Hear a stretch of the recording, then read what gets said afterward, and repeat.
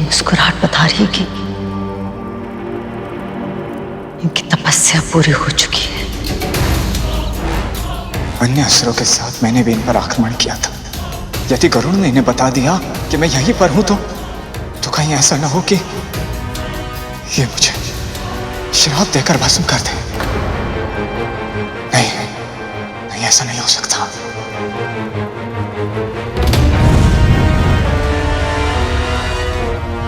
राहुल तो चला गया, पर मुझे यही रुकना होगा, ये जानने के लिए कि इनके आगे की योजना क्या है।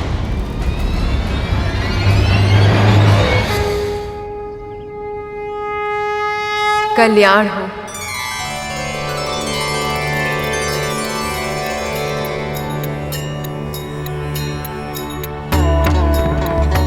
आज मैं बहुत प्रसन्न हूँ दीदी। इतने वर्षों बाद आपसे मिल रही हूँ, और वो भी उस दिन जिस दिन मेरे पुत्रों को स्वयं प्रभु विष्णु ने जीवन का वरदान दिया है। आपकी मुस्कुराहट बता रही है आपकी तपस्या सफल हुई। हाँ विंता, पर तुम्हारे पुत्र गरुड़ की सहायता के बिना ये संभव ही नहीं होता।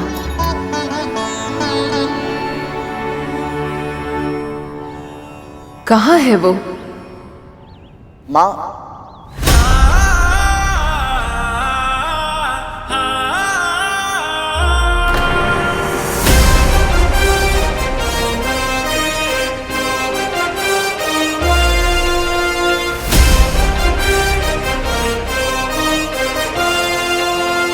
प्रणाम दीदी माँ।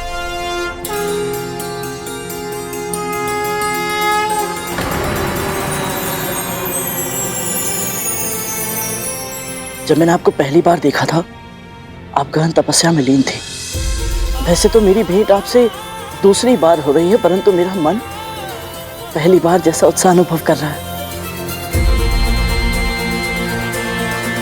और सच बताओ दीदी माँ, आपकी तपस्या की अद्भुत सात्विकता मैंने स्वयं अपनी आंखों से देखी है।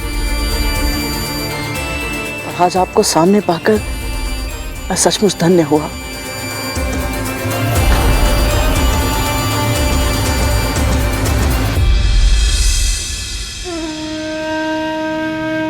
दासत्व का धागा अवश्य कद्रू ने गरुड़ को भी दास बनाया होगा।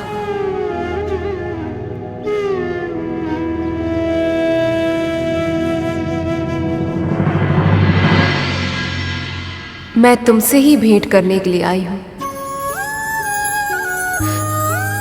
तुम्हारे परोपकार के लिए तुम्हें धन्यवाद देने।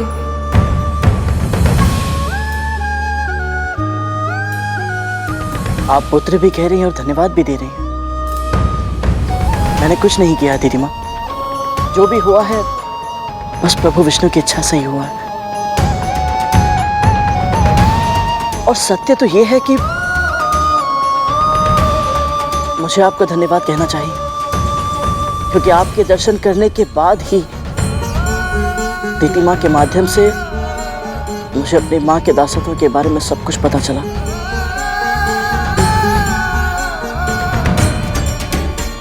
दीदी, आपकी तपस्या सफल हो गई है, तो देवताओं को दानवों पर विजय पाने का कोई ना कोई हल तो अवश्य मिल गया होगा। प्रभु विष्णु ने मुझे आश्वासन दिया है कि एक उपाय है जिससे देवताओं का भला तो होगा ही, और साथ ही साथ संसार में श्री भी वापस लौट पाएंगे। और उस उपाय के बारे में चर्चा करने के लिए देवताओं को शीघ्र ही विष्णु लोक पहुंचने का उन्होंने आदेश दिया है। इसलिए मुझे शीघ्र ही अपने पुत्रों के पास उनका ये संदेश पहुंचाना होगा।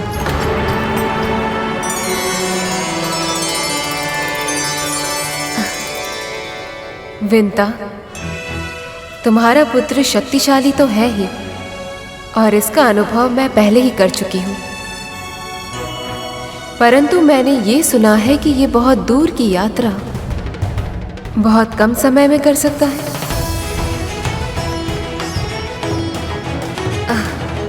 इसलिए यदि तुम्हारी अनुमति हो तो मैं अपने पुत्रों तक पहुंचने के लिए इसे अपने साथ ले जाना चाहती हूँ।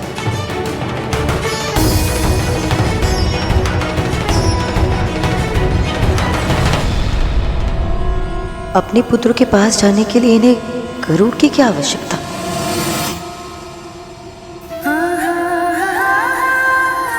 आपकी सेवा करना गरुड़ और मेरे लिए सौभाग्य होगा दीदी।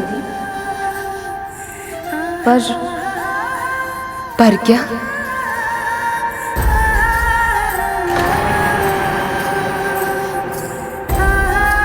परंतु अपनी माँ की अनुमति से भी अधिक मुझे महारानी की अनुमति की आवश्यकता है। मैं इनका दास जो हूं,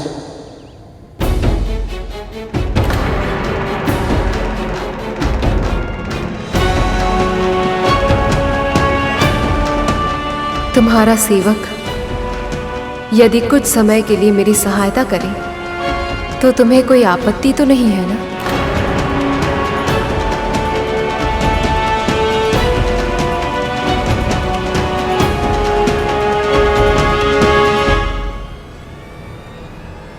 नहीं नहीं दीदी, मुझे भला कोई आपत्ति क्यों होगी?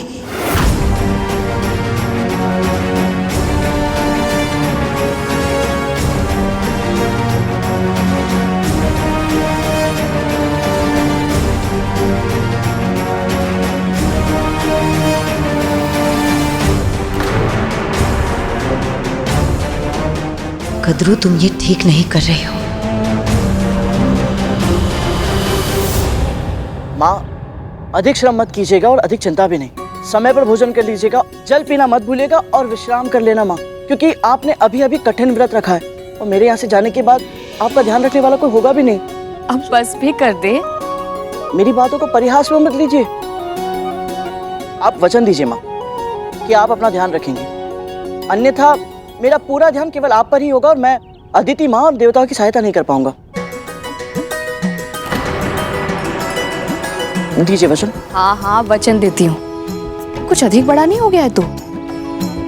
मुझे निर्देश दे रहा है? मैं तेरी माँ हूँ कि तू मेरी माँ है? हाँ, बातों में मत उलझाइए। आपने वचन दिया है, अब इसका पालन करना पड़ेगा आपको। करूंगी पालन, अवश्य करूंगी। ध्यान रखूंगी मैं अपना, और तू भी अपना ध्यान रखना।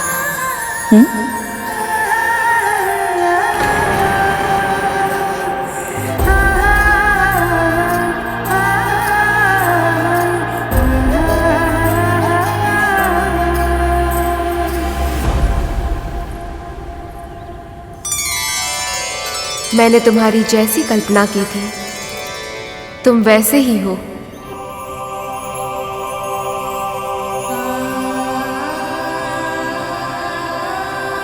मैं जानती हूं कि तुम अपनी मां के लिए अत्यंत चिंतित हो,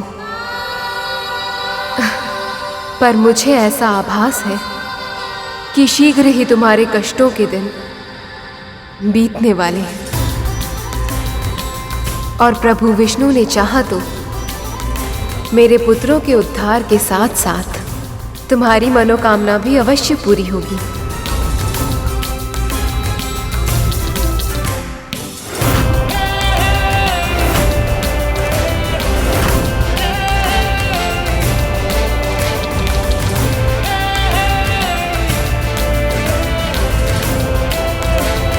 आज्ञा दीजिए माँ।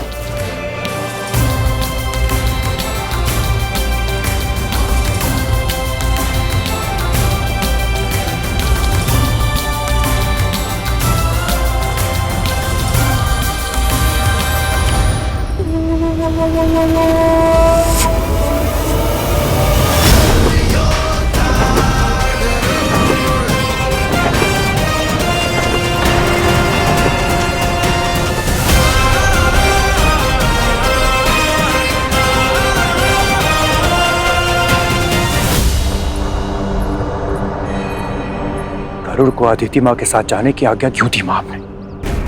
हाँ माँ, अभी तो हमने इसे हमारे भाइयों के साथ हुई दुर्घटना के लिए दंडित भी नहीं किया था, तो फिर?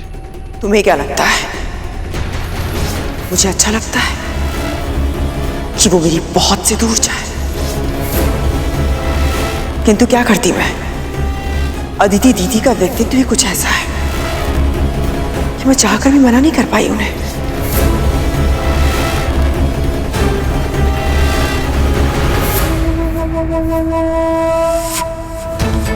कर तो मैं भी कुछ नहीं पाई अदिति दीदी के सामने, पर अब मैं शांत नहीं बैठ सकती। मुझे शीघ्र ही बलि को बताना होगा कि अदिति दीदी की तपस्या सफल हो गई है और देवता विष्णु से भेंट करने जा रहे हैं।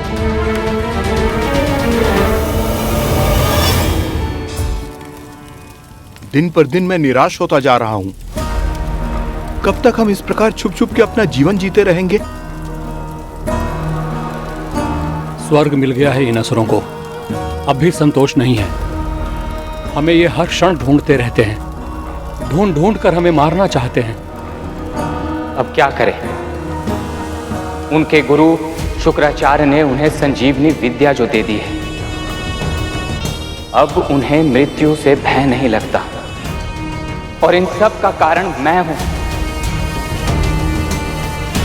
यदि मैं अपने अहंकार में दुर्वासा और वाल्खिल्य जैसे महान ऋषियों का अपमान नहीं किया होता तो ना तो मुझे श्राप मिलता और ना ही हमारी ये दुर्दशा होती और ना ही हमें इस तरह भटकना पड़ता।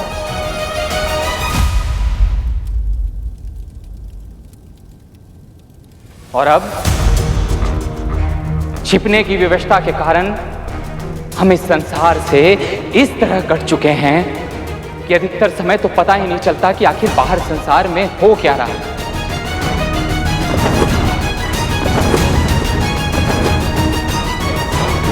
ये ध्वनि कैसी है?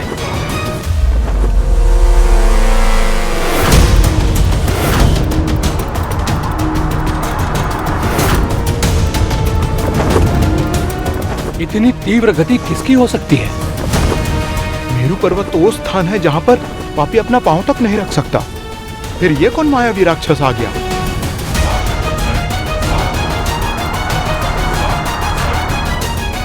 बलि ने स्वर्ग पर अधिकार कर लिया है और अब तो नारायण ही जाने कि ये किन किन शक्तियों को इकट्ठा कर चुका है और किस किस को अपना सहयोगी बना चुका है।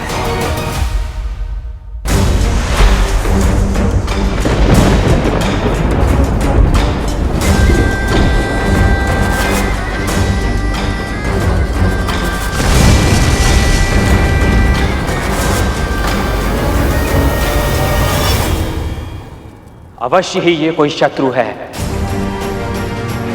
अगर हम इसे जीवित छोड़ देंगे तो ये हमारे इस गुप्त स्थान के बारे में असुरों को जाके बता देगा। इसका सामना करना होगा, अंत करना होगा इसका।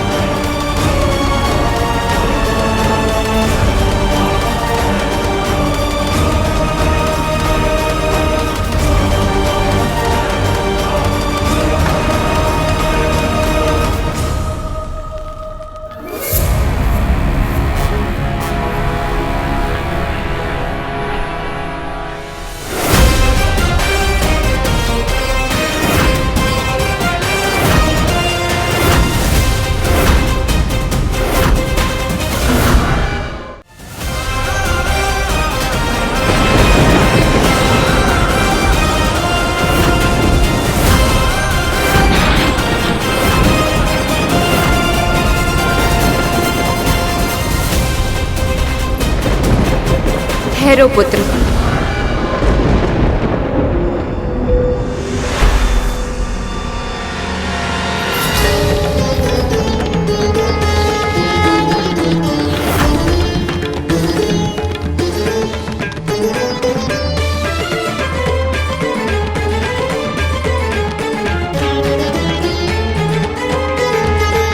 प्रसन्न भव, विजयी भव।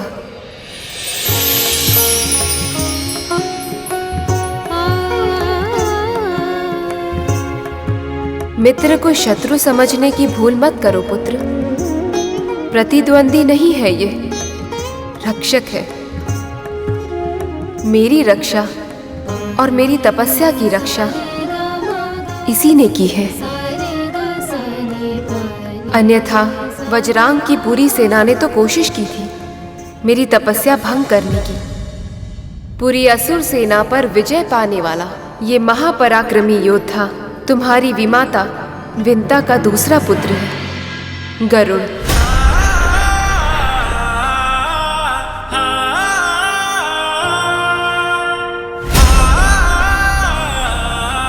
हम भगवान विष्णु से प्रार्थना करते हैं कि ऋषि कश्यप को अगली संतान के रूप में ऐसा पुत्र देना जो इंद्र से सहस्त्र गुना अधिक शक्तिशाली और बुद्धिमान हो, जो प्रत्येक अहंकारी के अहंकार का नाश करे।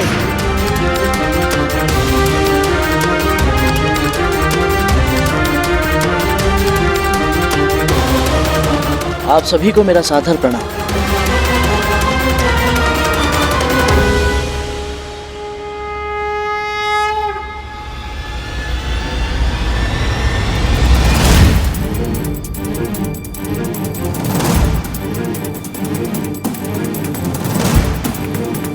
ऐसा क्यों लग रहा है जैसे देवताओं के राजा इंद्र मुझे देखकर प्रसन्न नहीं है? आकाश का इंद्र कहलाएगा वो, आकाश का इंद्र कहलाएगा वो। गरुड़, भीतर चलो, मुझे तुम्हारे साथ एक आवश्यक चर्चा करनी है। जी अतिथि माँ।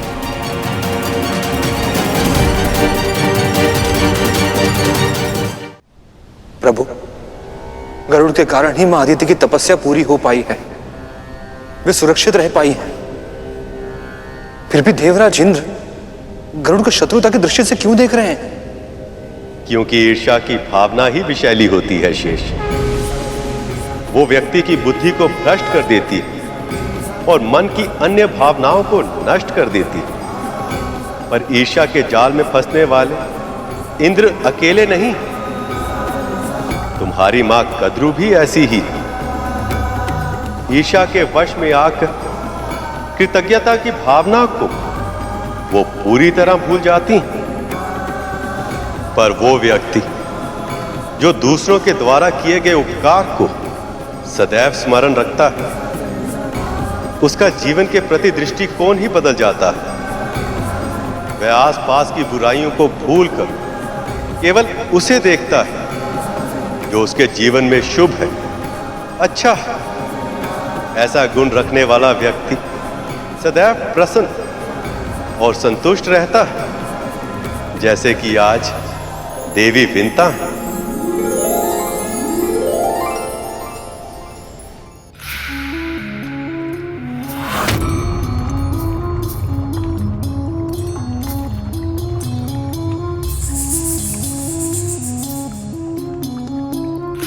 उपटन में महुआ मिला है क्या? मैं समझी नहीं दीदी। इसके पहले भी तेरा पुत्र कई बार तुझसे दूर जा चुका है, किंतु उसकी अनुपस्थिति में पहली बार तुझे इतना प्रसन्न देख रही हूं मैं।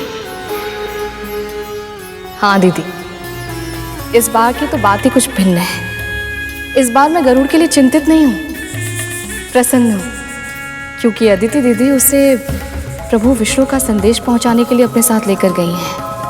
और आप तो जानती हैं ना, कार्य कितना भी साधारण क्यों ना हो, यदि उसमें प्रभु विष्णु का नाम जुड़ा हो तो वो अपने आप ही महत्वपूर्ण बन जाता है।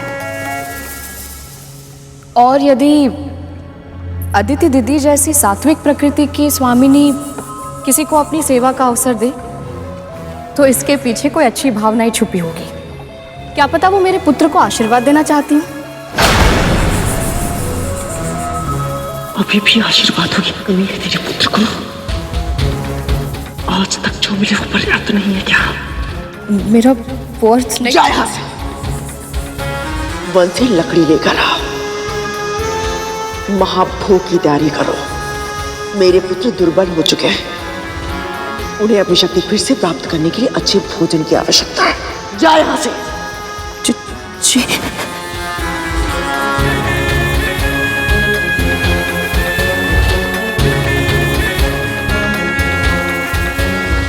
समय आ गया है,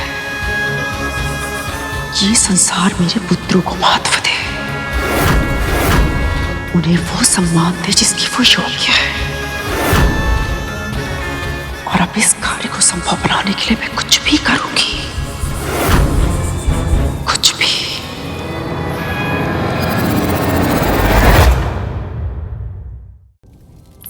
नारायण ने मुझे ये तो नहीं बताया कि उनका उपाय क्या है, परंतु आश्वस्त अवश्य किया है कि उनके इस उपाय से केवल देवताओं की ही नहीं परंतु समस्त संसार की सहायता होगी, अखिल विश्व का कल्याण होगा, क्योंकि उनके इस उपाय के कारण ही श्री सृष्टि में लौट पाएंगी। अर्थात आपके कहने का अर्थ यह है कि माता लक्ष्मी और प्रभु विष्णु का विरह समाप्त होने वाला है। दोनों फिर से एक होने वाले हैं। ये तो बहुत ही शुभ समाचार है अदिति माँ। हमें शीघ्र ही विष्णु लोक की ओर प्रस्थान करना चाहिए। शीघ्रता में किया हुआ कार्य हानिकारक भी हो सकता है गरुड़। पहले से ही असुर हमें चारों ओर खोज रहे हैं और अब तो दीति माँ और राहु को भी पता चल गया है कि माँ की तपस्या पूरी हो गई है। रही बात प्रभु विष्णु की ओर प्रस्थान करने की, तो प्रभु विष्णु ने स्वयं हमें अपने लोक में आने का आदेश दिया है। और यदि असुरों ने हमें ढूंढ लिया और हमारे ऊपर आक्रमण कर दिया तो? हम चाहे भी तो उनका सामना नहीं कर सकते। यदि हम उनको मार भी दें तो वो तो राक्षस हैं। संजीवनी विद्या से वो फिर से जीवित हो जाएंगे और फिर हमारा क्या होगा? वही जो नारायण चाहेंगे। और वैसे भी जब वो हमारे साथ है तो हमें किस बात की चिंता? सही कह रहा है गरुड़। तुम सब एक काम करो, तुम सब इसी क्षण नारायण के पास जाओ और गरुड़ को भी अपने साथ लेकर जाओ। पूरी असुर सेना का सामना किया है इसने, कुछ तो विशेष है इसमें। हो सकता है कि इसका साथ तुम सब में फिर से साहस का संचार कर दे। जो आज्ञा मां।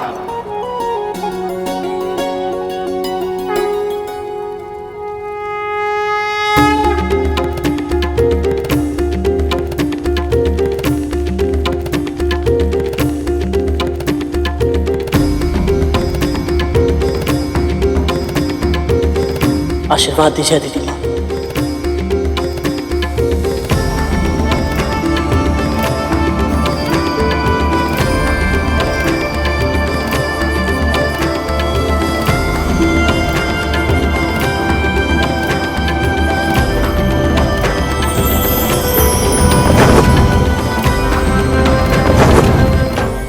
गति तुम्हारी शक्ति है, हृदय में साहस है, आत्मा अच्छाई की प्रतीक है और तुम्हारे पंखों में है आशा, समस्त संसार की आशा।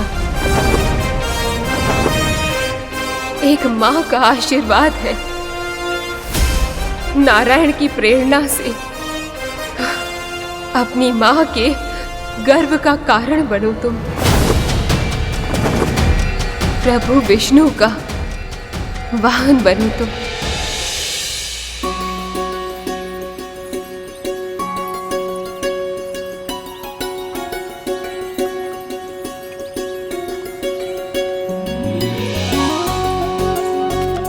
दीदी के सामने तो बोल नहीं पाई, पर सत्य तो ये है कि आज पहली बार गरुड़ कद्रू दीदी की दास्तां से मुक्त होकर प्रभु विष्णु के कार्य के लिए गया है। इस बात से मैं इतनी प्रसन्न हूँ, इतनी प्रसन्न हूँ। ऐसा लग रहा है जैसे उसके नहीं मेरे ही पैरों की बेड़ियाँ खुल गई हों।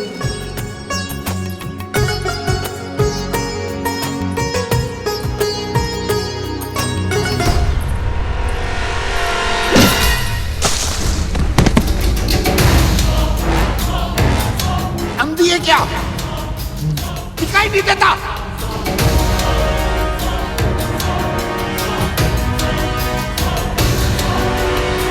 कैसा घाव है वो? क्या रोग है?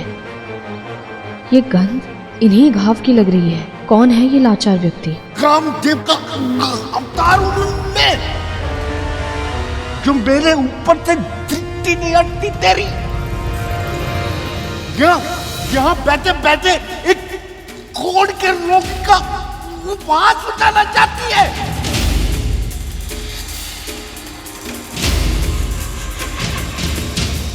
क्षमा कीजिएगा बाबा।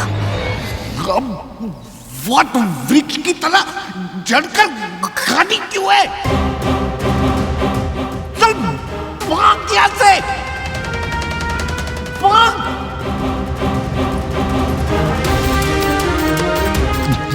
क्षमा कीजिए।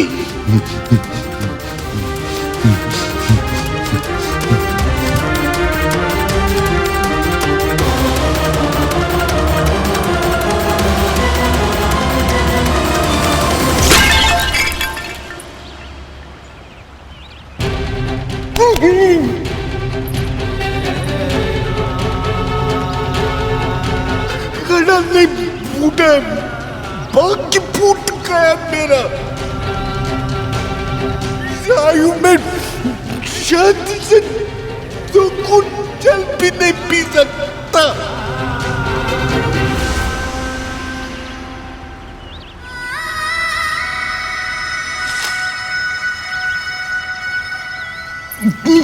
नारियां तो निकट क्यों आ रही है? खाना जाए यहाँ से। क्या दयालु बनने का स्वांग मत कर। खाना जाए यहाँ से, जाओ। कैसे व्यक्ति हैं ये? मैं सहायता करना चाहती हूँ, फिर भी क्रोधित हो रहे हैं। पर मैं इन्हें प्यासा भी तो नहीं छोड़ सकती।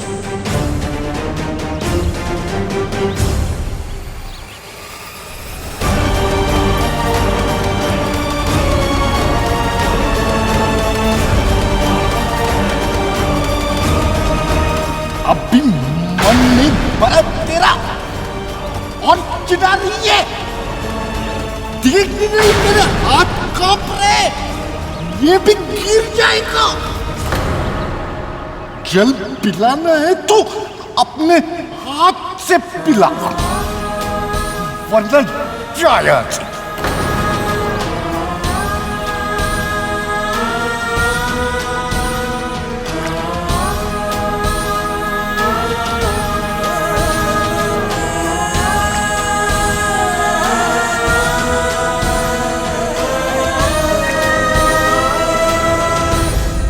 ये वृद्ध व्यक्ति तो बहुत ही निष्ठुर है।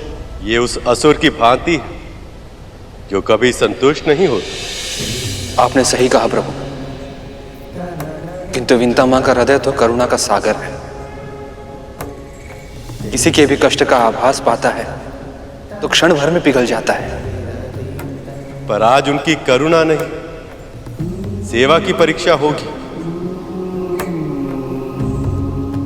हाँ शेष, अब देखना ये कि क्या देवी विनता अपनी सेवा से उस वृद्ध का हृदय पिघला पाती हैं या नहीं। पर यह सब बाद में, अब तुम अपने प्रिय भाई से मिलने की तैयारी करो।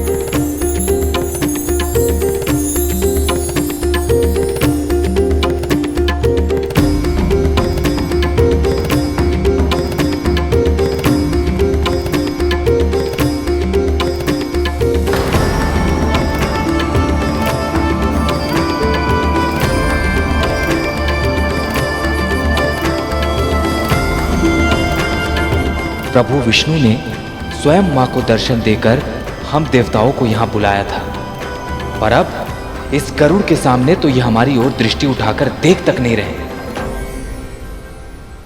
प्रभु, मैं बता नहीं सकता, इस तरह आपको शेषनाग भैया की शैया पर विश्राम करते देख मुझे कितनी प्रसन्नता हो रही है।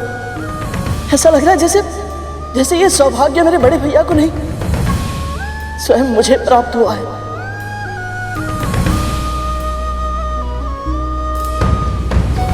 मुझे स्मरण है पिछली बार जब मैं वैकुंठ आया था तो यहाँ की आभा फीकी थी, वातावरण निस्तेज। परंतु अब आप समाधि से बाहर आ गए प्रभु, और यहाँ की आभा तनिक लौट आई। अब बस शीघ्र ही माता लक्ष्मी भी यहाँ वापस आए और आपके साथ विराजमान हो। माँ के वर्णन के अनुसार वैकुंठ की जो छवि मेरी मन की आंखों ने बचपन से देखी थी वो पूरी हो जाए।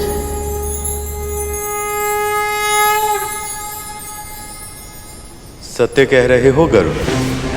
लक्ष्मी के जाने के पश्चात केवल वैकुंठ ही नहीं, स्वयं मैं भी अधूरा हूं। मैं तो केवल ये कल्पना कर सकता हूं कितने लंबे विरह के बाद मेरी प्रिय, मेरी लक्ष्मी कितनी पीड़ा सहती होगी।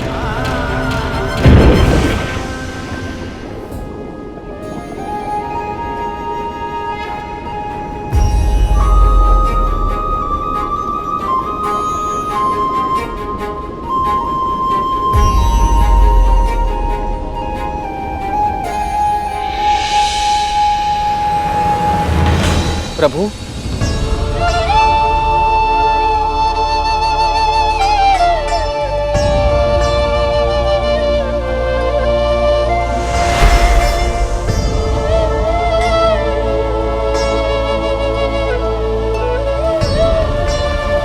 प्रणाम गुरुदेव। यशस्वी भव, कीर्तिमान भव।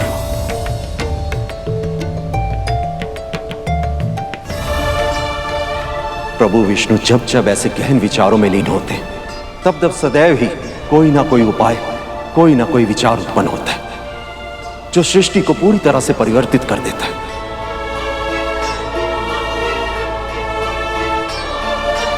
प्रभु, आपने मुझे स्मरण किया।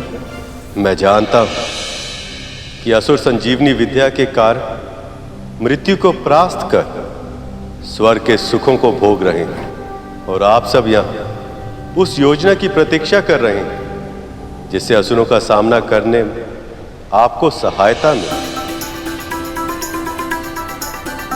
पर मैंने आप सबको यहां केवल उस योजना की चर्चा करने के लिए नहीं बुलाया। पूरे संसार को मैं उससे भी अधिक मूल्यवान वस्तु प्रदान करूंगा।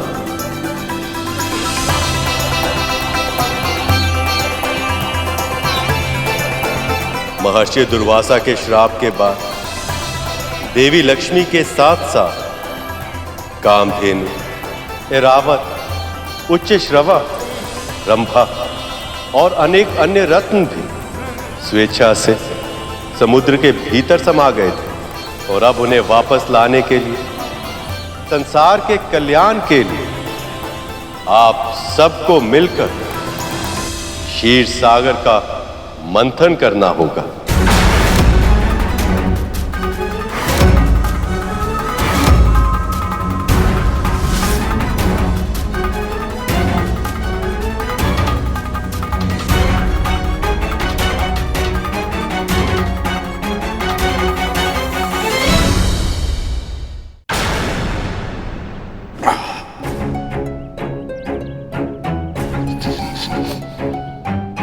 पिला दिया ना जल, अब यहाँ से जा।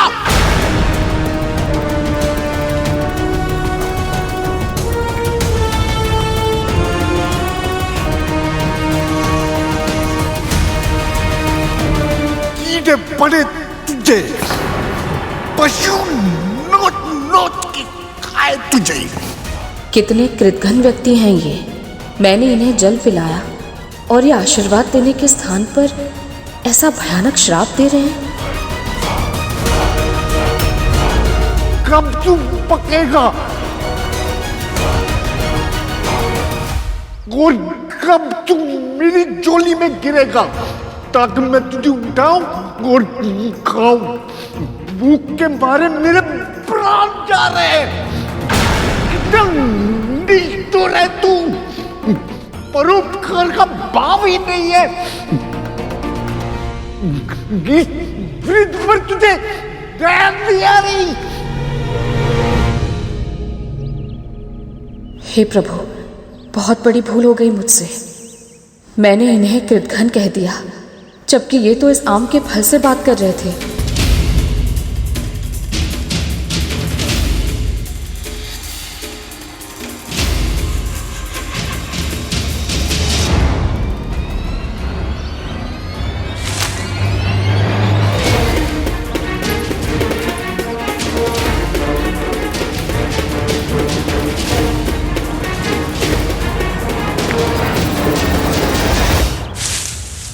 मारेगी मुझे, सीधे सर फोड़ दे मेरा।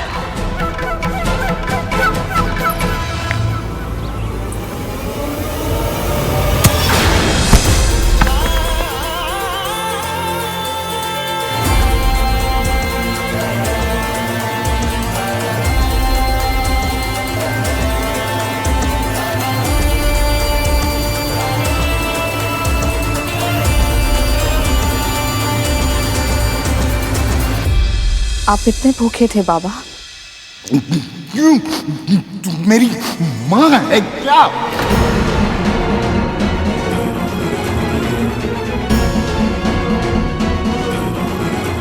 भूख से मेरे प्राण आज निकले या कल, तुझे क्या? ऐसा क्यों कह रहे हैं आप? सच सुनने में कष्ट हो रहा है, कड़वा है पर सच है। मैं कैसे जी रहा हूं जब तेरे प्रभु को इसकी चिंता नहीं, तो तुझे क्या है? ऐसा नहीं है बाबा, मेरे प्रभु विष्णु किसी के कष्ट से अनभिज्ञ नहीं है। प्रभु, तेरे प्रभु मुझे सिखा रही है। सूर्य को उगते और अस्त होते मैंने तुझसे कहीं अधिक देखा है, समझी? यदि तेरे विष्णु में दया होती तो इस तरह इतने भयानक रूप के साथ मैं अकेला मृत्यु की प्रतीक्षा नहीं कर रहा होता, समझी?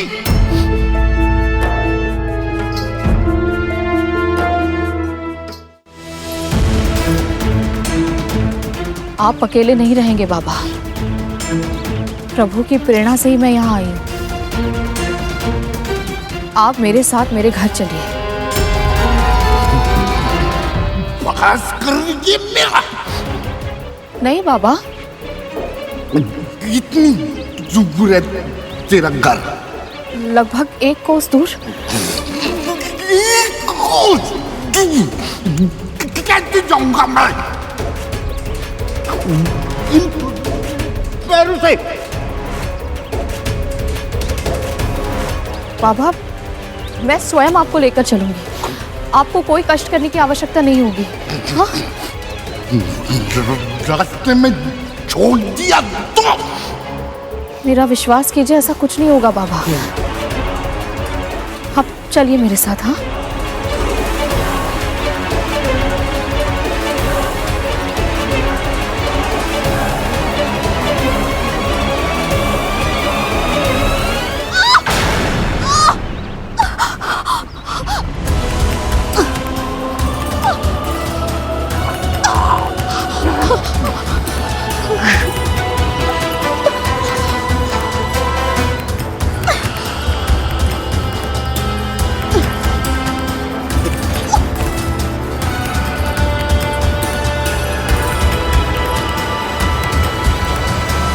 इतने विशाल क्षीर सागर का मंथन होगा कैसे प्रभु?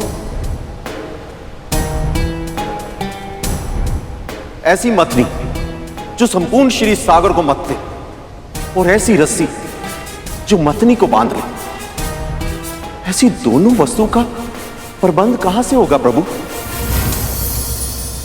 और यदि हम सब ये प्रबंध कर भी लें तो मथनी का संचालन करने के लिए बहुत अधिक बल की आवश्यकता होगी। आप सत्य कह रहे हैं देवराज, और इसी कारण ये कार्य आप देवता अकेले नहीं कर सकते। इसके लिए आपको असुरों की सहायता लेनी होगी। समुद्र मंथन को संभव बनाने के लिए असुर सम्राट बलि से संधि करनी होगी।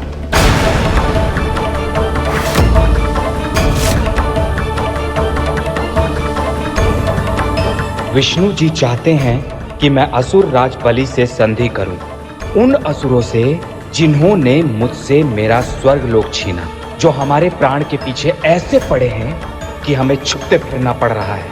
ये संधि नहीं होगी, कभी नहीं। परंतु ये कैसे संभव है प्रभु? देवों और दानवों की शत्रुता तो अनंत काल से चली आ रही है, ये अचानक से समाप्त कैसे होगी प्रभु? जब तक सत्ता और शक्ति के शीर्ष पर देवता विद्यमान थे, तब तक असुरों से अपनी कोई भी बात मनवाना हमारे लिए संभव था।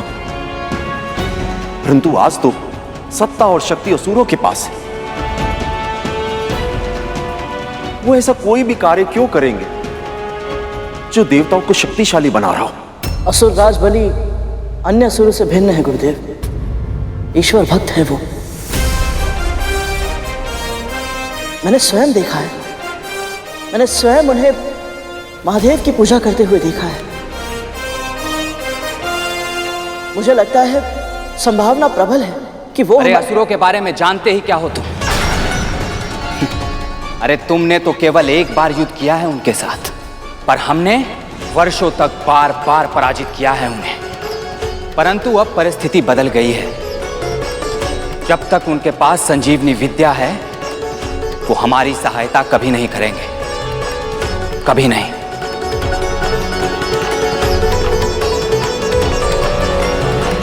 संजीवनी विद्या के कारण इस समय शक्ति का समीकरण असुरों के पक्ष में है। पर यदि कोई ऐसी वस्तु हो जिससे शक्ति का समीकरण संतुलित हो जाए, तो आपके कहने का अर्थ क्या है प्रभु?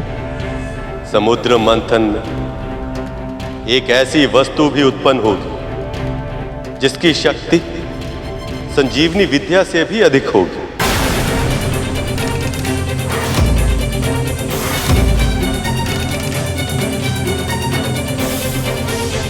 संजीवनी विद्या तो मृत्यु के बाद प्राणी को जीवित करती है, पर यह वस्तु प्राणी को कभी मरने ही नहीं देगी। ये सभी प्राणियों को अजर अमर बना देगी।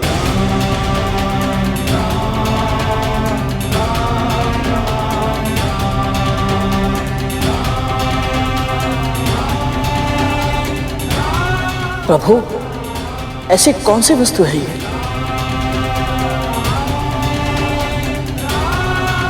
अमृत।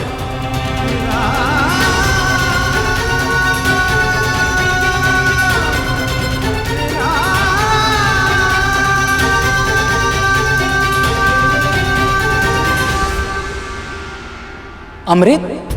जी देवराज, ये सत्य है। समुद्र के गर्भ में अमृत भी है।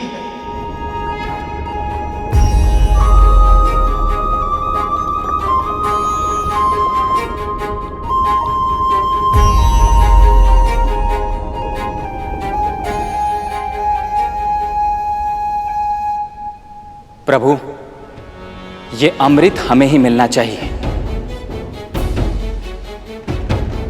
क्योंकि संजीवनी विद्या के कारण असुरों के प्राण मृत्यु के बाद भी लौट आते हैं और हमारे पास उनका सामना करने के लिए कोई उपाय नहीं है। और यदि हमारे समुद्र मंथन के बाद निकला हुआ अमृत भी दानवों को मिल गया तो हमारी समस्या बढ़ जाएगी प्रभु।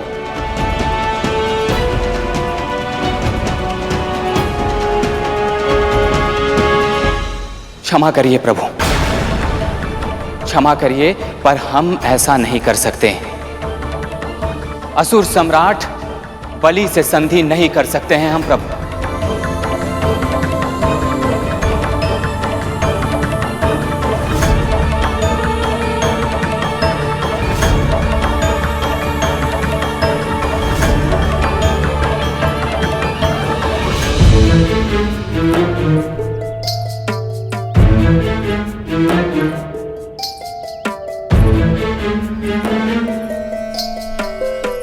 बाबा, आप यहाँ आइए, आइए। यहाँ बैठिए। यहाँ क्यों बिठा दिया? तू तो मुझे भीतर ले जा रही थी ना। बाबा मैं आपको अवश्य भीतर ले जाऊंगी, बस एक बार अंधेरा हो जाए तब तक आपको यहीं प्रतीक्षा करनी होगी। अंधेरा होने के बाद अगर भीतर नहीं ले जाना था तो इतना कष्ट देकर मुझे इतनी दूर जंगल से क्यों लेकर आई? बाबा आप थोड़ा शांत हो जाइए, अगर किसी ने सुन लिया तो। सुन लिया तो सारी सुख सुविधाएं सामने देखने के बाद भी मैं जैसी अवस्था में यहाँ बैठा रहूंगा, मुझे कैसा लगेगा? कैसा लगेगा? ये महल मेरा नहीं है बाबा, ये मेरी बड़ी बहन का है। मैं तो केवल एक दासी हूँ। पर आप चिंता मत कीजिए, मैं आपको अपनी कुटिया में लेकर जाऊंगी। बस संध्या तक प्रतीक्षा करनी होगी। कुटिया में ले जाएगी? वहां मुझे कौन सी सुख सुविधा मिलेगी? वहां तो बिछोना भी मेरी पीठ में चुभेगा। इससे अच्छा तू मुझे वापस वही जंगल में छोड़ दे। मैं आपका पूरा ध्यान रखूंगी बाबा, आप बस शांत हो जाइए। यदि मेरी स्वामिनी को पता चल गया तो वो ना आपको यहाँ रहने देंगी ना मुझे। वृंदा, तू लकड़ियां लेने गई है या वृक्ष उगाने? हे नारायण, लकड़ियां तो वहीं छूट गई, अब क्या होगा? अपनी स्वामिनी का स्वर सुनकर इतनी श्वेत पड़ गई तू। ऐसी दशा तो तेरी तब नहीं हुई जब इतने कष्ट देकर मुझे तू इतनी दूर से लेकर आई। अपनी स्वामिनी से इतना डरती है तू, मुझे अपने साथ कैसे रखेगी? हाँ बाबा, मैं आपको वचन देती हूँ, मैं आपको अपनी कुटिया में अवश्य ले जाऊंगी, बस अंधेरा होने के बाद। यदि तेरी स्वामिनी ने मुझे यहाँ से निकलवा दिया तो?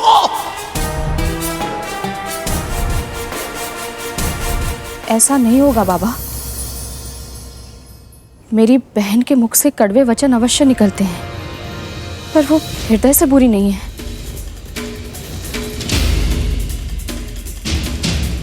चिंता, महल के बाहर खड़ी रहेगी या भीतर भी आएगी? भोजन बनाना है, मेरे पुत्र भूखे हैं। अभी आई महारानी।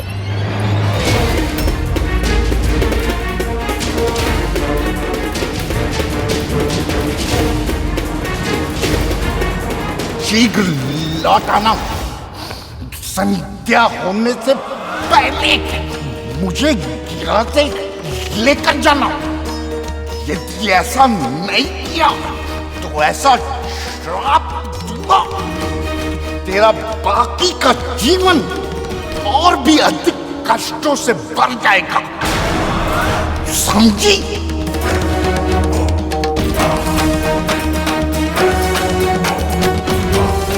जा।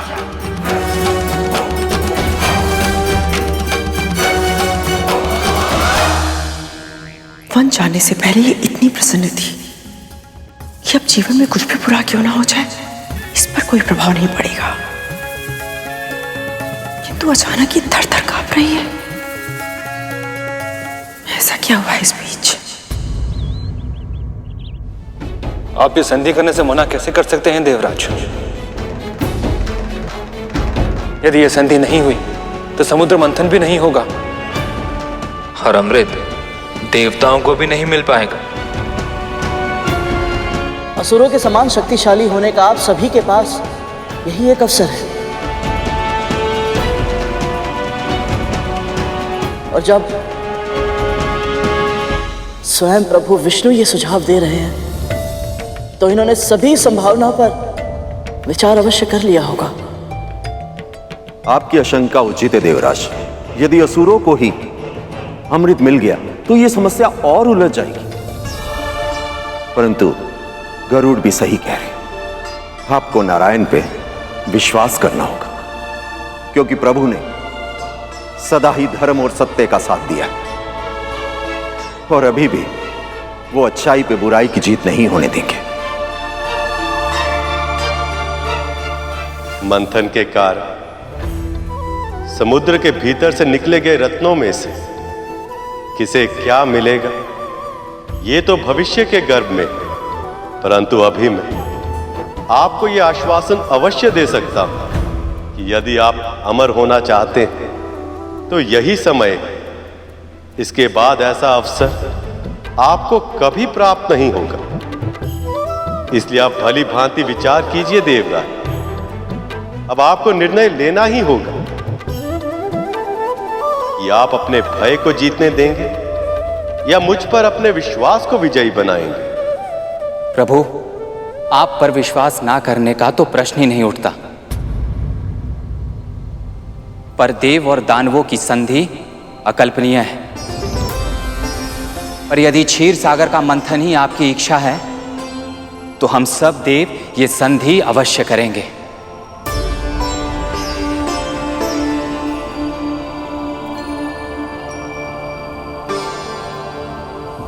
हम आपकी आज्ञा का पालन अवश्य करेंगे नारायण। आशीर्वाद दीजिए प्रभु। कल्याण।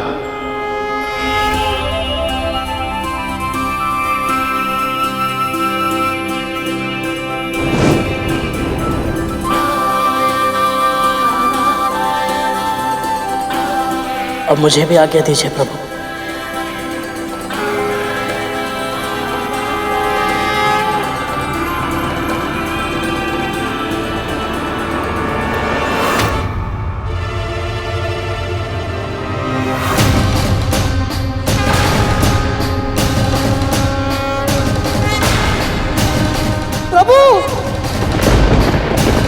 प्रभु,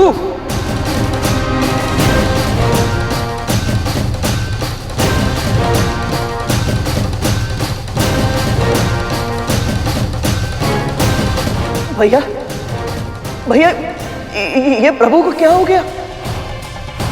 प्रभु इतने दुर्बल क्यों दिखाई दे रहे हैं? मां लक्ष्मी के वियोग में न केवल प्रभु विचलित हैं, किंतु दुर्बल भी हो रहे हैं।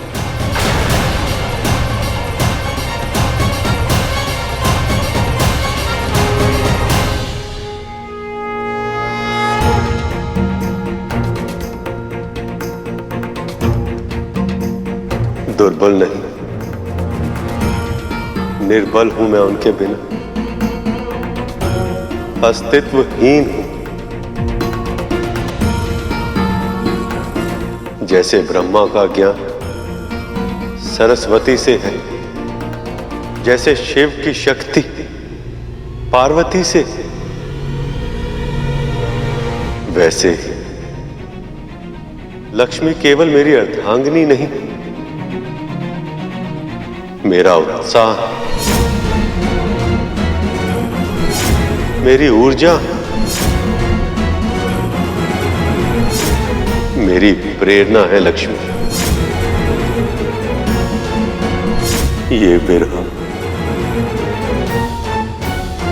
देवी लक्ष्मी से भी सहा नहीं जा रहा है और उनकी पीड़ा का आभास मेरे बल को, मेरी इच्छा शक्ति को और भी कम कर रहा है।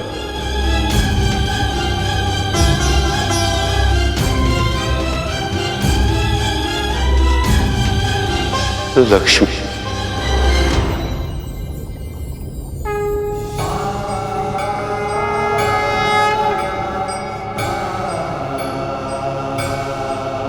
नारायण,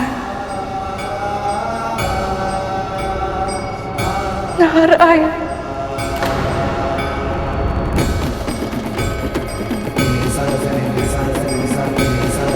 विरह की ये पीड़ा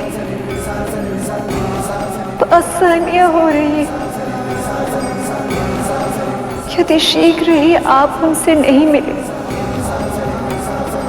क्या आपने कोई संकेत नहीं दिया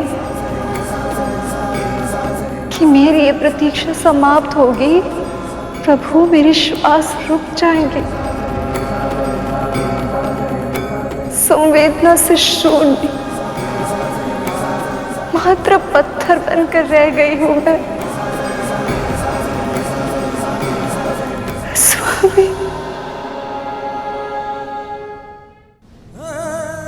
प्रभु, जब आप और माता लक्ष्मी एक दूसरे के बिना इतने कष्ट में हैं, तो आप दोनों एक क्यों नहीं हो जाते? क्यों एक ऋषि के श्राप के कारण इस तरह विवश हैं आप?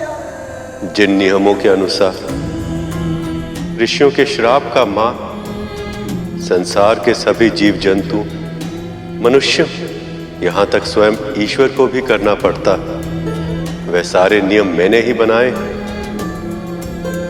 यदि मैं ही उन्हें तोड़ दूंगा तो शेष सभी उसका पालन कैसे करेंगे? श्री को इस संसार में लौटाने के लिए, देवी लक्ष्मी को विष्णु लोक में उनका स्थान फिर से दिलाने के लिए जो आवश्यक है, वो सब करने के लिए अपनी ऊर्जा का अंतिम कण भी प्रयोग कर रहा हूं मैं। किंतु हर बीते क्षण के साथ ये मेरे लिए और भी अधिक कठिन हो रहा है। मुझे तो भय कि लक्ष्मी के साथ के बिना मैं ये कार्य पूरा कर भी पाऊंगा या नहीं।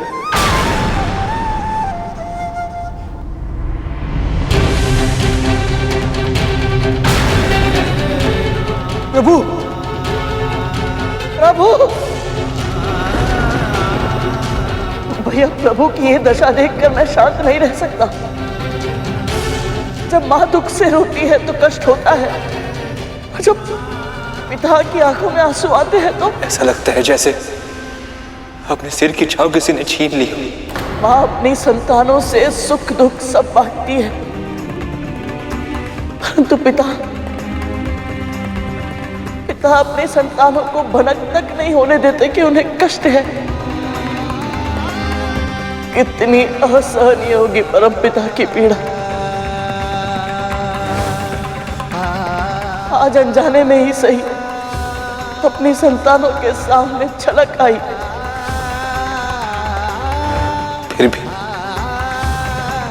भी कितने विवश हैं हम। चाहकर भी उनके कष्ट को दूर करने के लिए कुछ नहीं कर सकते।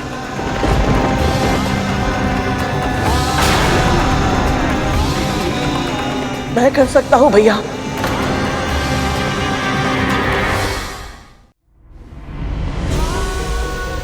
और मैं करूंगा भी। समुद्र मंथन का सबसे बड़ा उद्देश्य है आदि पुरुष विष्णु और आदि देवी लक्ष्मी का एक होना।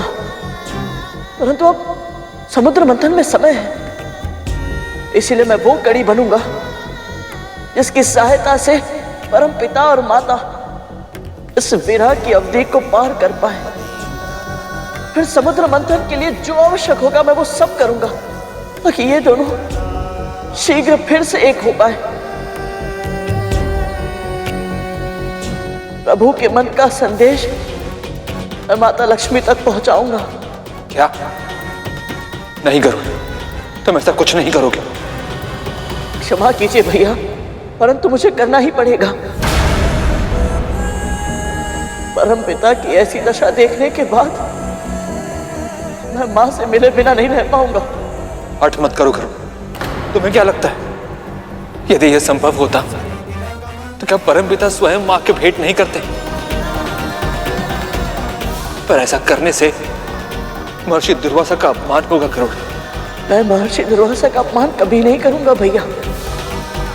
महर्षि के श्राप ने परम पिता और माता को बाध्य किया है, उनके इस पुत्र को नहीं। मैं इन दोनों के बीच एक दूत का कार्य करने के लिए स्वतंत्र हूं। गरुड़, मेरे भाई, मुझे लगता है कुछ भी ऐसा करने से पहले तुम्हें प्रभु की आज्ञा ले लेनी चाहिए।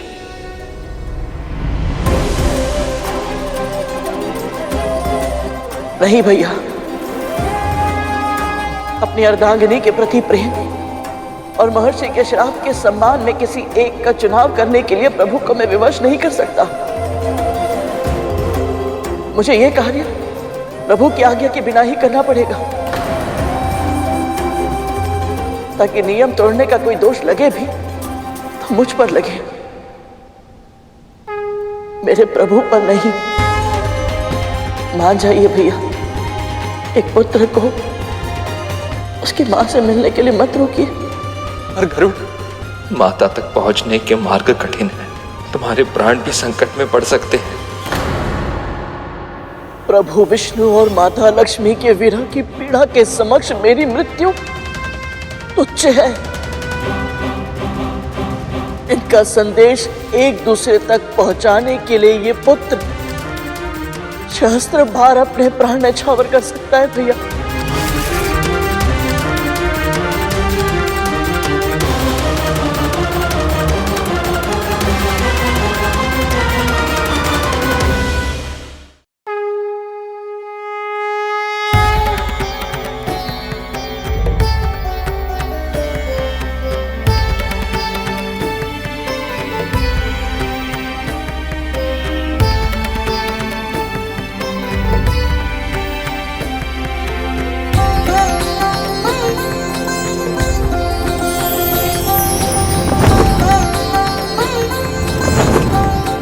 पर माँ, गरुड़ ने सच में कुछ नहीं किया, दोष हमारा है। हाँ माँ, हमने ही शनिदेव के बारे में दुर्वचन कहे थे।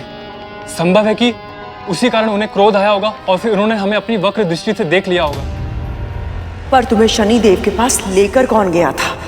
माँ, वो तो उल्का पिंडों की वर्षा के कारण हम अपने पद से भटक गए थे। कितने भोले हो तुम लोग। जब गरुड़ अपनी इच्छा से वैकुंठ गया था, उल्का पिंडों की वर्षा तो तब भी हुई होगी, तो फिर गरुड़ अपनी पद से क्यों नहीं भटका? तब तो वो किसी और ग्रह तक नहीं पहुंचा था, तो इसी बार क्यों? तो क्या गरुड़ जानबूझकर? और नहीं तो क्या। और अगर ये सत्य नहीं होता तो गरुड़ सूर्य लोक की विपरीत दिशा में उड़ता ही क्यों? पर यह षड्यंत्र नहीं हो सकता भैया। शनिदेव के क्रोध से तो गरुड़ भी भयभीत था। हाँ काले भैया, पर गरुड़ तो स्वयं भी शनि ग्रह पर फंस चुका था। फंसा होगा, किंतु निकल भी तो आया, वो भी वरदान पाकर।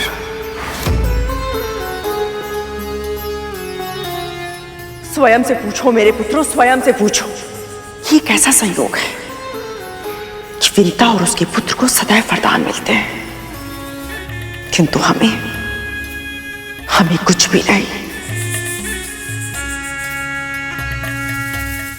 सत्य तो यह है कि दोनों मां और पुत्र कुछ अधिक ही चतुर है।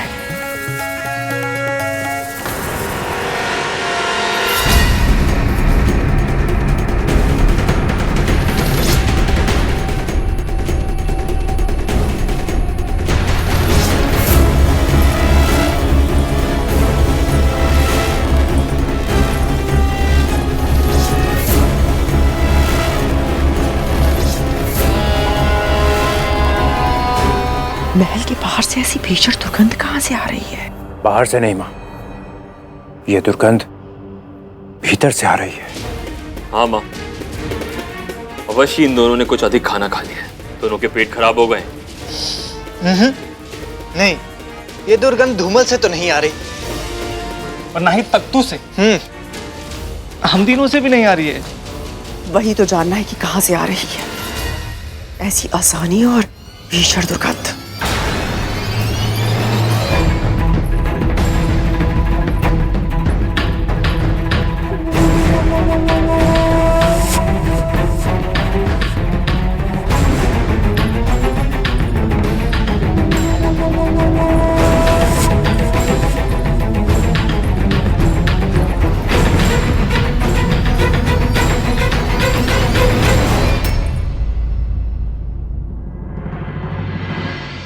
विंता, क्या किया तूने?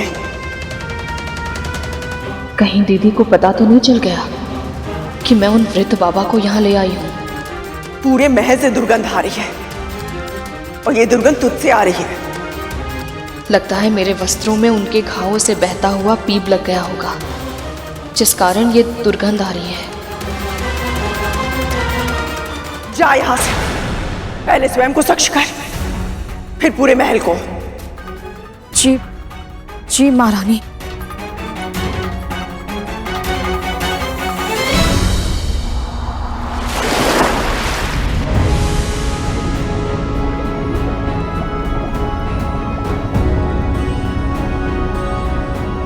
मैं यहाँ माता लक्ष्मी को ढूंढने तो आ गया, किंतु यहाँ तो माँ का कोई चिन्ह नहीं है और गहराई में उतरना होगा।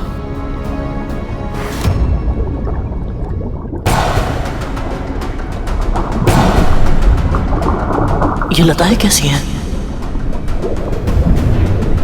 इतनी पुरानी और इतनी घनी।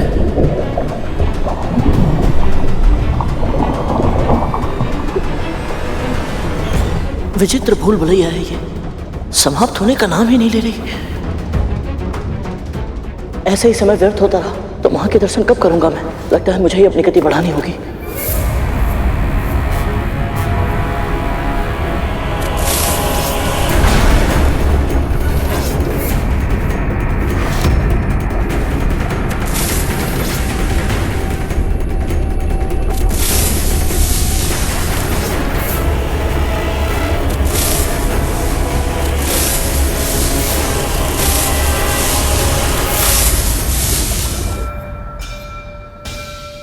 बलि के सामने याचक बनकर जाएंगे तो हम पे असुर आक्रमण नहीं करेंगे और बलि को तुम्हारा प्रस्ताव भी सुनना पड़ेगा।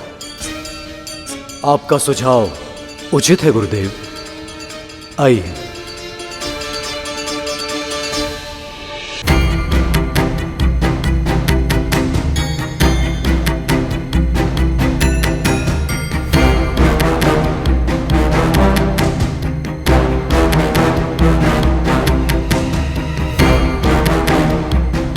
क्या हुआ पुत्र बलि?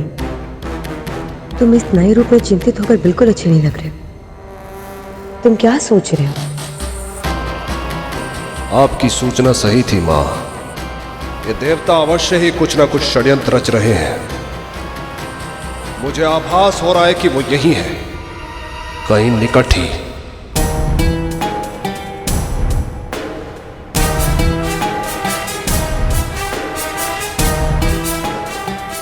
आप निश्चिंत रहे महाराज, मैं उन्हें ढूंढ लूंगा।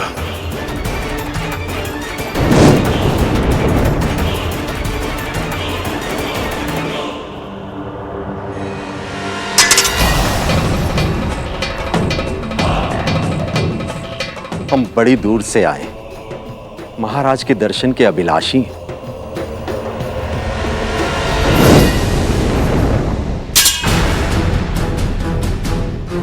महाराज के दर्शनों के पहले मुझे आपके दर्शन करने हैं।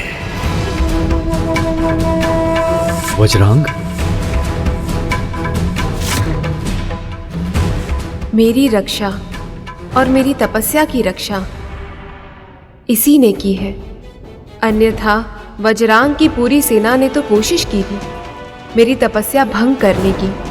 मां ने गरुड़ की प्रशंसा इसलिए की थी क्योंकि उसने इस वज्रांग से उनकी तपस्या की रक्षा की थी।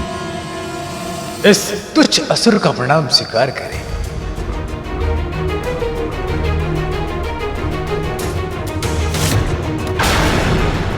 वज्रांग! इंद्र, आप तो क्रोधित हो गए।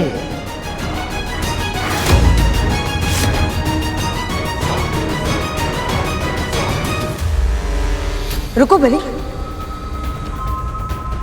वज्रांग संभाल लेगा। अपनी पहचान छुपाने का छल करके सामान्य अपराधियों जैसा व्यवहार किया इन्होंने। इन्हें दर्शन देना असुर सम्राट की गरिमा के विरुद्ध होगा।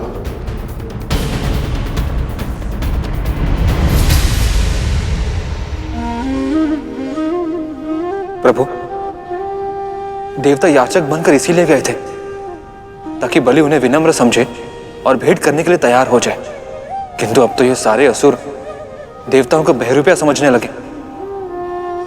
ऐसे भ्रम में समस्या सुलझने की जगह कई गुना अधिक उलझ जाएगी। हाँ शेष, अब स्थिति गंभीर हो गई, पर संधि के मार्ग में कठिनाइयां तो आनी ही थी। जैसे अग्नि को और अधिक अग्नि से बुझाया नहीं जा सकता, वैसे ही किसी और के क्रोध को स्वयं क्रोधित होकर शांत नहीं किया जा सकता। बस अब देवताओं को अपना संयम बनाए रखना है, अन्यथा यह संधि वार्ता प्रारंभ होने से पहले ही समाप्त हो जाएगी। क्या हुआ देवराज? छिपने के सारे स्थान समाप्त हो गए, जो आपको यहाँ भिक्षुक बनकर आना पड़ा। हम महाराज को बहुत ही महत्वपूर्ण संदेश देने के लिए आए थे।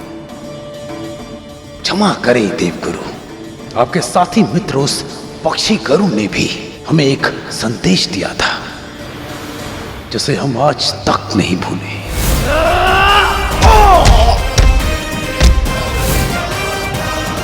गरुड़ हमारा साथी नहीं है, उसने जो किया है उसके लिए कोई और नहीं, वो स्वयं उत्तरदायी है। समस्या ये है इंद्र कि हम मित्र नहीं हैं, और जो तुम हमें समझाने का प्रयास कर रहे हो उस पर ना तो मैं विश्वास करूंगा और ना ही महाराज बलि। तो तुम्हारे लिए उचित यही कि तुम यहां से पुनः लौट जाओ। हम यहां से लौटने नहीं आए हैं वज्रांग, जो कहने आए हैं वो सुना के जाएंगे यहां से।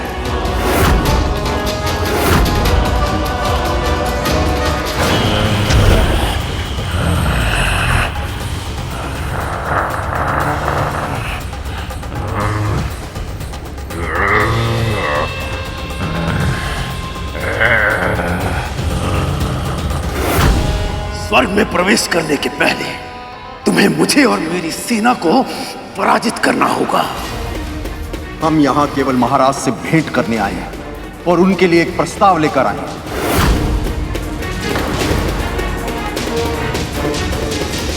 हमें आपके किसी भी प्रस्ताव की कोई आवश्यकता नहीं है।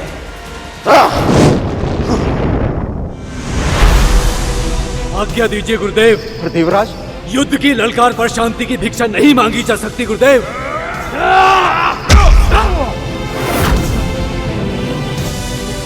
उधर गरुड़ सृष्टि के कल्याण के लिए अकेला मां लक्ष्मी को आपका संदेश देने गया, और यहाँ ये देवता यही भूल गए कि वो संधि करने गए हैं।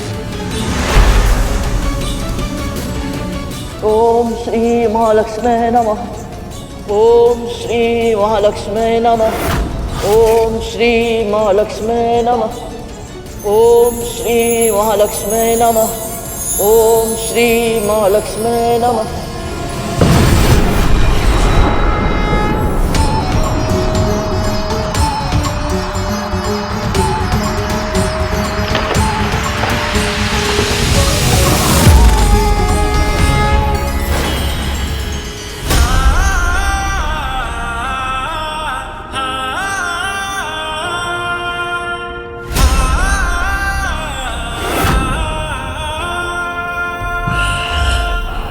यदि अपना जीवन चाहता है तो मुझे जाने दे राक्षस, मेरा मार्ग रोकने का प्रयास मत कर।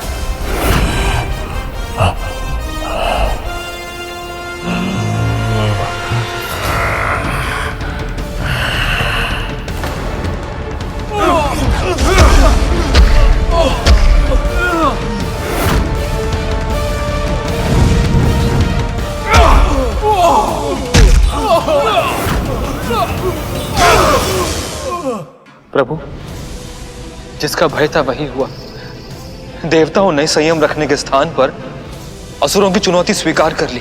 अब तो संकट और भी अधिक बढ़ जाएगा।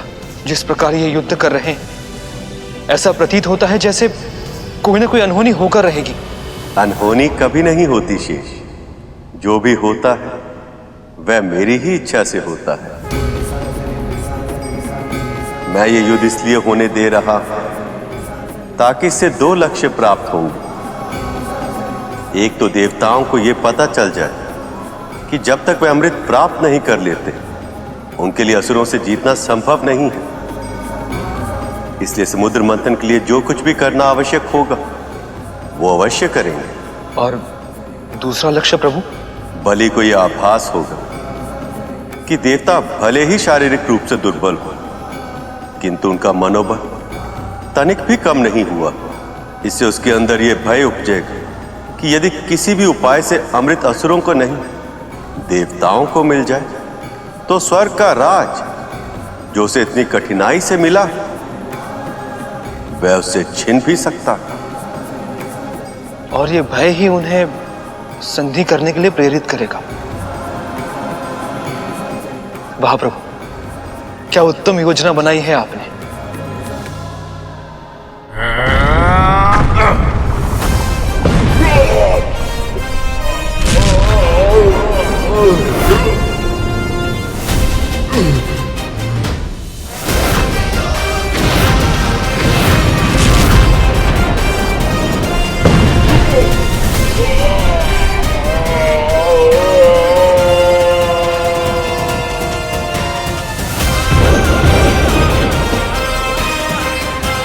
शक्ति बहुत थी तुझमें, परंतु तू एक भूल कर बैठा।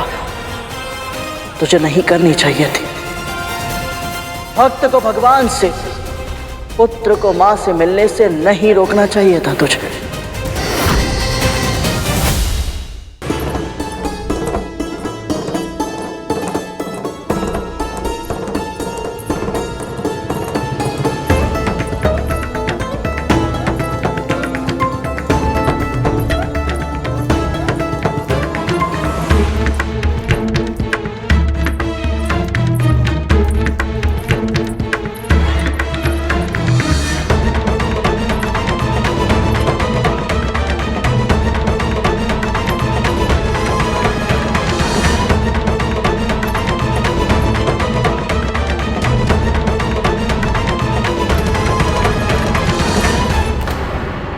आज तो तेरा पुत्र घर पर नहीं है, तो फिर कार्य करने में इतनी शीघ्रता क्यों? तुझे कहीं जाना है क्या? नहीं, नहीं तो महारानी, मैं भला कहाँ जाऊंगी? वो पहले इतनी देर हो गई थी और स्नान के कारण और अधिक विलंब हो गया। आप थक गई होंगी ना, इसलिए मुझे लगा कि मैं कार्य शीघ्र समाप्त कर दूं ताकि आप विश्राम कर पाएं। तो ऐसी बात है, ठीक है, तो फिर मेरे पांव दबा दे। तनिक थकान सी हो गई है।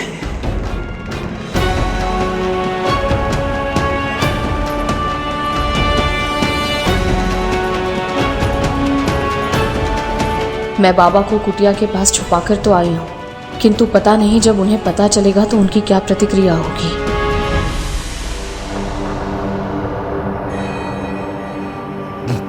कैसी स्त्री है, मुझे यहाँ छोड़कर भूल गई। दुष्टा कहीं की, ऐसा तिरस्कार मेरा आज तक नहीं हुआ, किसी ने नहीं किया। यदि वो मेरे सामने आएगी तो ऐसा पाठ पढ़ाऊंगा, ऐसा पाठ पढ़ाऊंगा कि उसे अपने पूर्वजों की स्मृति आ जाएगी। कैसे मुझे कूड़े की तरह यहाँ फेंक के चली गई, पाप लगेगा, बहुत बड़ा पाप लगेगा। यदि अधिक विलंब हो गया तो बाबा और चिड़चिड़े हो जाएंगे। कहीं ऐसा ना हो कि क्रोध में आकर वो मुझे कोई श्राप दे दें। प्रभु, ये कैसी विपदा आन पड़ी है विंता मां पर। न उदासता का कर्म त्याग सकती हैं, न मानवता का धर्म। अब क्या करेंगी विंता मां?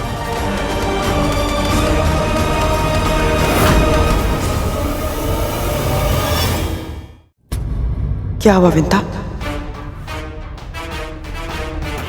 कहाँ खोई हुई है? ना तो तेरे हाथ चल रहे हैं, ना मुख से एक शब्द निकल रहा है। यदि सच बताया तो कहीं ऐसा ना हो कि दीदी मुझे अतिथि को अपने घर में रखने से मना कर दे। पर यदि झूठ बोला तो मुझे अवश्य ही असत्य भाषण का दोष लगेगा। क्या करूं मैं?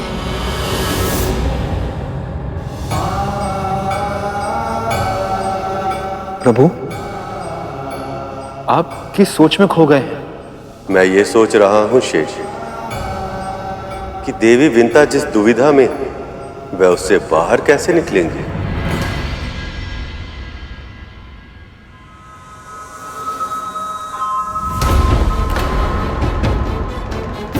तुझे क्या लगता है मैं तुझे पहचानती नहीं हूं? तू बार बार बहाने बनाएगी और मुझे कुछ पता नहीं चलेगा। अंतिम बार तुझसे पूछ रही हूं, क्या हुआ है? सत्य बता। सत्य ये है महारानी कि मैं कथा के बारे में सोच रही थी। एक प्रवचन में मैंने सुना था। क्या सुना था?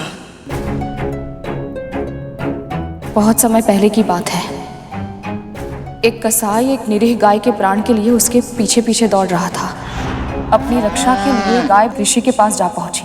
कसाई भी उसका पीछा करते करते उन ऋषि तक पहुंच गया था। उससे ऋषि से पूछा कि गाय कहाँ है। ऋषि ने एक क्षण विचार किया और फिर विपरीत दिशा की ओर संकेत कर दिया। तो इसमें समस्या क्या है? समस्या नहीं, दुविधा है दीदी।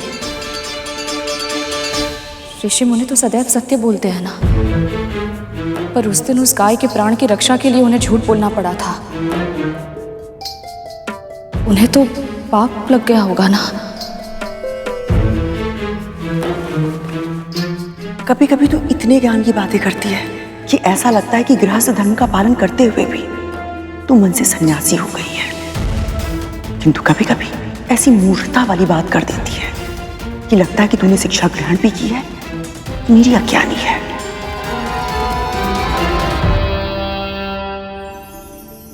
ऋषि के पास दो विकल्प थे, या तो वो सत्य बोलते और उन्हें गौ हत्या का पाप लग जाता, या फिर झूठ बोलकर असत्य भाषण का दोष अपने ऊपर ले लेते। किंतु वो अच्छी तरह जानते थे कि गौ हत्या का पाप असत्य भाषण के दोष से कहीं अधिक बड़ा है। इसीलिए उन्होंने गौ की रक्षा के लिए झूठ बोल दिया। और वैसे भी किसी धार्मिक कार्य के लिए यदि असत्य भी बोलना पड़े तो उसमें किसी की हानि नहीं होती है। धर्म की रक्षा के लिए कहे गए झूठ से असत्य और धर्म की अवहेलना नहीं होती है। समझी?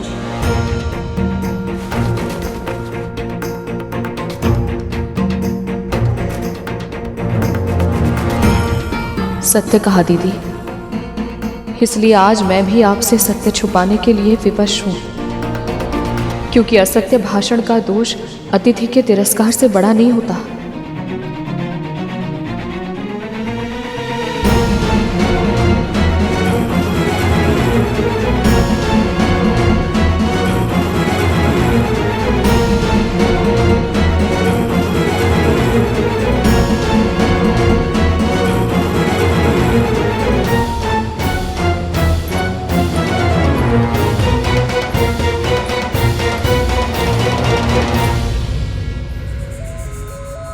अवश्य मुझसे कुछ ना कुछ छुपा रही है, पर वो जो भी है मैं पता करके रहूंगी।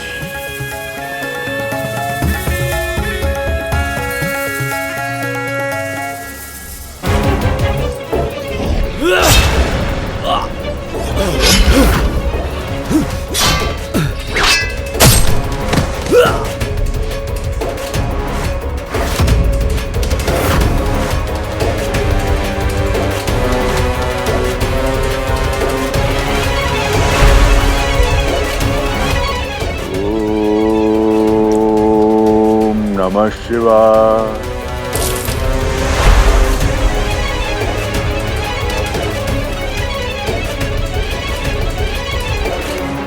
देवराज, ये असुर तो बार बार जीवित हो रहे हैं।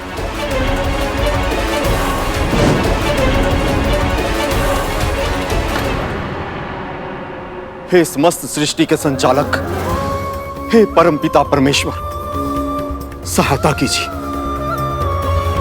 यदि देवता बलि से भेंट नहीं कर पाए तो हम प्रभु का संदेश उन तक कैसे पहुंचाएंगे? और यदि संदेश नहीं पहुंचा तो समुद्र मंथन में असुर भाग कैसे लेंगे? प्रभु, आपकी योजना थी कि ये झड़प देवताओं और असुर को संधि के लिए प्रेरित करेगी, किंतु जिस प्रकार असुर देवताओं पर आक्रमण कर रहे हैं, कहीं ऐसा न हो कि संधि की प्रेरणा पर प्रतिशोध की भावना भारी पड़ जाए।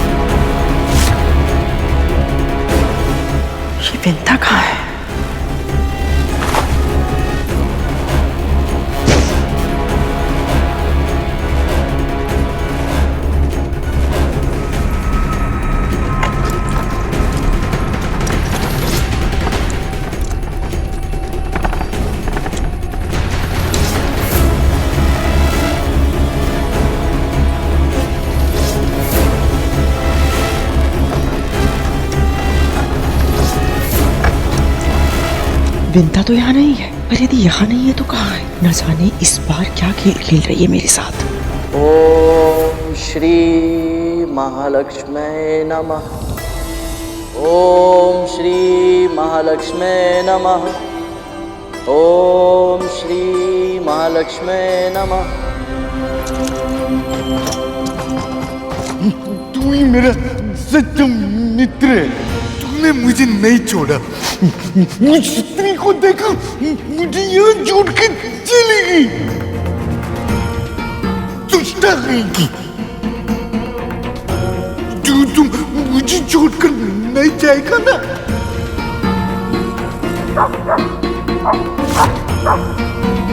रिश्वान का इस तरह भौंकना, ये हो क्या रहा है मेरे महल में? और ये विंता कहाँ है?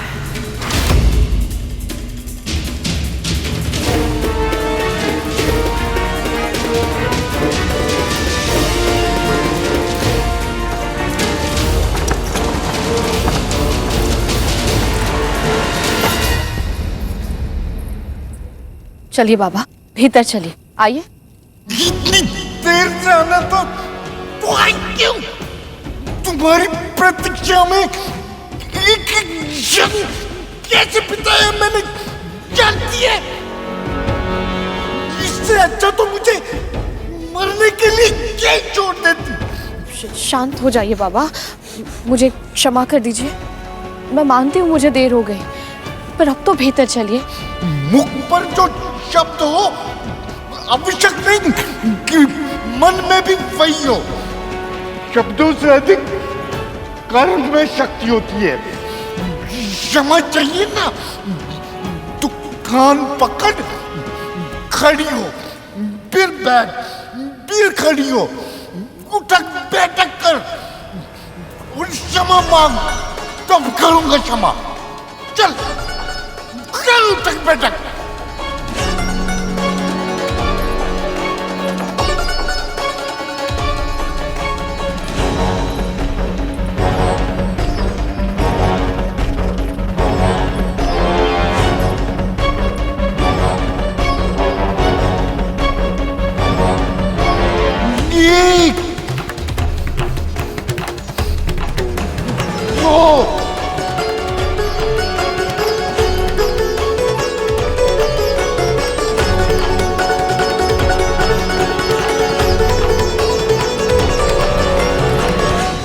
बस कर,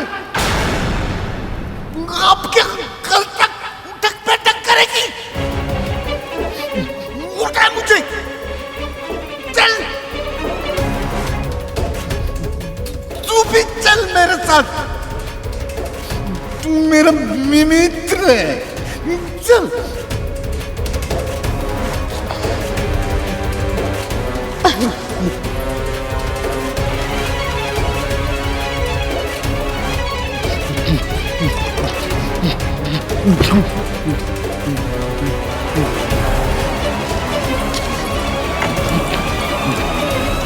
गिराना मत।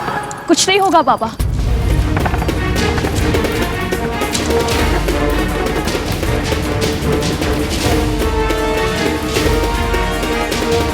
ये दुर्गंध कैसी? कितनी असहाय दुर्गंध है ये, मुझसे सहन नहीं हो रही अब।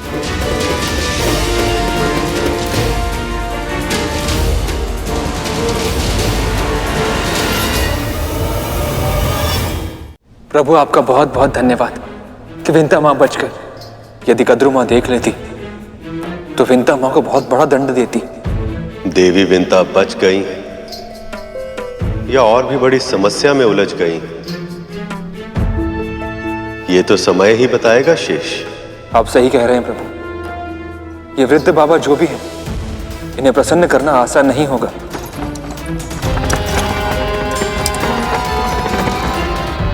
जिस प्रकार विंता माँ के सहारे वो यहां तक आए, लगता नहीं इतनी आसानी से जाएंगे। तन से इतनी भीषण दुर्गंध आ रही, और अकेले भी तो नहीं आए, श्वान को साथ ले आए हैं। इनके अस्तित्व को रहस्य रख पाना विंता माँ के लिए कठिन होगा। इन दोनों प्राणियों को महल के भीतर लाने के लिए वो पहले ही कद्रू माँ से सत्य छुपा चुकी हैं। पता नहीं अब और क्या क्या करना होगा उन्हें। आइए बाबा, संभल कर। वहां वन में मैं ही रंग था और मैं ही राजा था। ये तुम मुझे कहाँ ले आई है? क्षमा कीजिएगा बाबा, वहाँ वन में आपको अकेले छोड़ना उचित नहीं लगा मुझे। मैंने सोचा यहाँ आपकी सेवा और भी अच्छी तरह कर पाऊंगी। कर लेना सेवा, पर मैं बैठूंगा कहाँ? आप आइए यहाँ विराजिए, आइए। मछली मारी गई है तेरी के आसन पर मैं कैसे बैठ सकता हूँ? क्षमा कीजिए बाबा, आप वहाँ विराजिए, मैं दूसरा आसन बिछा देती हूँ। हाँ, आइए।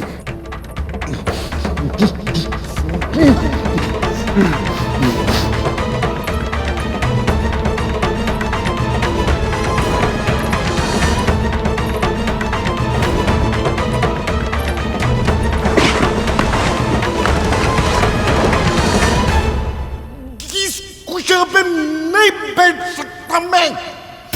चुपेगा मुझे? अंधी है क्या? दिखाई नहीं देता? मैं कुष्ठ रोगी हूँ।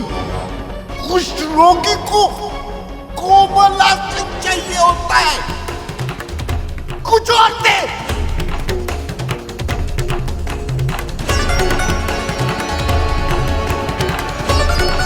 क्षमा कीजिएगा बाबा, कुछ और तो नहीं है। झूठी असत्य भाषण सुना रही है मुझे।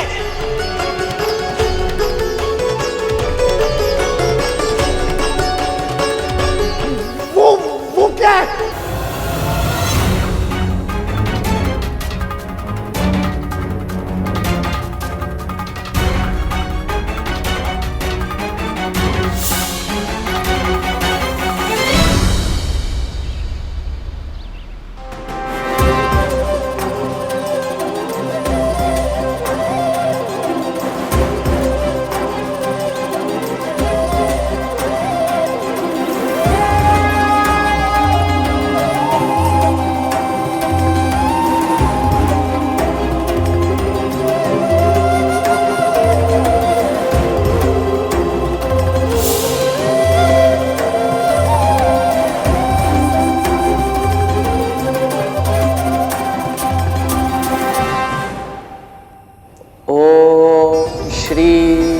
महालक्ष्मी नमः।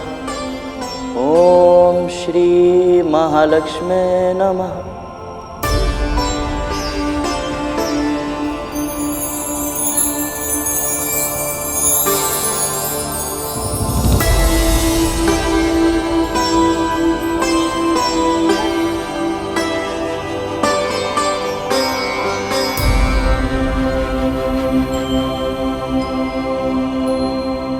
माँ,